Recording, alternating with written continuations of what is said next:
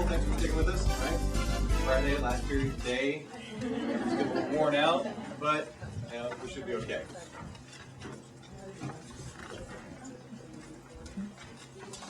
Well, has anyone seen the moon? Has everyone here seen the moon before? Right, so we all seen the moon. Did anyone see the moon yesterday, last night? Tell me how large the moon was last night? Let's see. I didn't look, and I didn't look it up. Let me think about this. There was 2 full moons last month. One was on the 2nd, one was on the 30th. What are we, 7? Today's the 8th. Yeah, today's the 8th. Right? So put us 9 days beyond that, so it means we've moved into another phase. It should appear as more than a quarter. It's getting a little larger. So we're going to talk about phases of the moon today. Do you ever think about the moon? Do you think about when it's a full moon? Have you heard that phrase before? What kind of things happen during a full moon? Werewolves? Yeah. Crime rate goes up. Yeah, higher gravity, lower gravity? Oh, I don't know. Crime rate goes Romantic up. moments, right? People fall in love, loves marriages, high tide. So we do. As a class, you do know a lot about the moon already. So when we begin talking about the phases of the moon, I want you to draw on that and be able to use that as we go. Can anyone tell me what waxing means as far as the moon, lunar cycles? No? Waxing means to grow, so things are getting larger. Depending on how close I hold the moon here to the sun, can you see, say, someone that's here? Which part of this ball is lit up? According to this, I don't know. Am I getting light from that? This side, isn't it? Can you see that it lights up to here and doesn't light up any further? Right. A little more difficult to say with half of the class. We would have to have this illuminated. And as our activity today, you'll do this individually.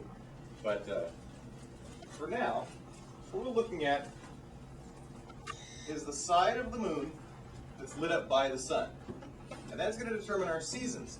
A lot of people under a misconception, they have an idea that the moon is a shadow from the earth. The moon's phases are because there's a shadow on there, and that's not particularly the case. So we do want to introduce some of our vocabulary. I want you thinking about why the moon looks differently from one week to the next.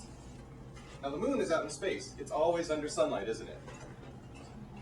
Yet from the earth, we see it as partially covered. We see it as full. We see the full round moon. We see it as half, or we see it as new, where it looks as though it's disappeared. But that's not really the case. It's just our perspective from the earth. Look at the moon as the moon travels completely around the earth. And the lights off again. Does the moon itself change, just looking at the moon? No, the sun is always shining on it from the left. But if we look at our perspective, if we look at what it looks like from the earth, you see as it changes. The reflection, and that is another one of our vocabulary, the reflection of what we're seeing is a reflection of sunlight from the moon. Sunlight comes in, it bounces off, and what you're seeing from the earth is a different angle. Until it comes full circle back around to where it's new moon, and you'll take it all the way back to the beginning for that. Why cannot we see a new moon? The light's behind it, isn't it? Are we getting a reflection of something when it's behind it? No, not at all. Although the moon looks exactly the same. We build on vocabulary as we go through the waxing, like to reinforce waxing. So what's happening here is that as waxing, did we ever decide what waxing was? In this perspective, it's to be growing larger. The view that we're going to get of the moon is going to get larger and larger. So this is just the beginning. You can see a small crescent. It continues to grow and grow and grow. And do you see how this sliver has now become nearly half? So that is our first quarter. It's one of the first phases that we'll discuss. It continues to grow. Now that's where gibbous vocabulary comes in. Gibbous meaning more than half. Crescent is the small, gibbous is larger. And there's so much opportunity here to continue to reinforce vocabulary because we're personalizing it.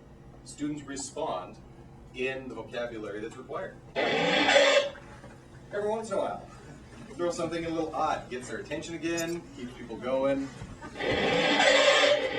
But I'll zoom through those. So waxing, the combination of the two. All of our phases are a mixture of these four vocabulary here.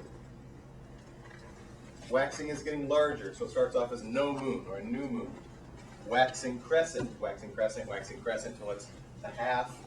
It becomes waxing gibbous, more than half. Waxing gibbous, waxing gibbous. Continues on. So what do you think after it's full? What's going to happen there? It's going to begin to wane. Excellent. And then you can see as the crescent now, waning crescent begins to disappear, disappear, disappear. That's a picture of a full moon, isn't it? Absolutely.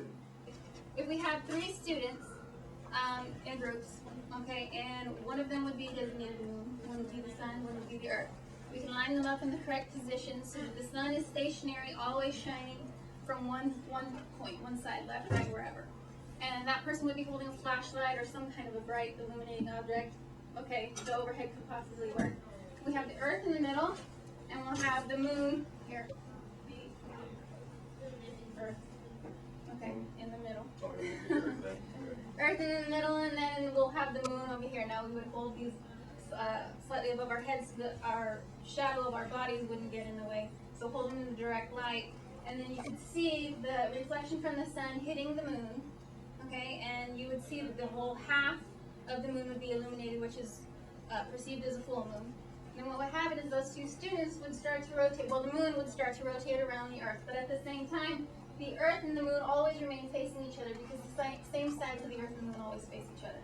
Right? And also this way the earth can see what's happening to the reflection from the moon, and they would be able to correspond with the worksheet here. And you can see because these representations of the moon here, you can, like this line here if you need to, you can draw the line there and see which part of the reflection is visible from the earth, and hopefully that would work as an aid to tell you which phase of the moon is in at that particular station around the earth. Some students will come up with, like George was saying, what about the eclipses? Shouldn't we have an eclipse every month? Well, that introduces the whole thing. There's an axial tilt to where the moon is. It's a 5-degree difference between our rotation. So it introduces lots of that too, and it continues to build and build and build. And when we do talk about that, we've got to come back to this topic too. So this gets reinforced again and again. Thank you for your time. Thank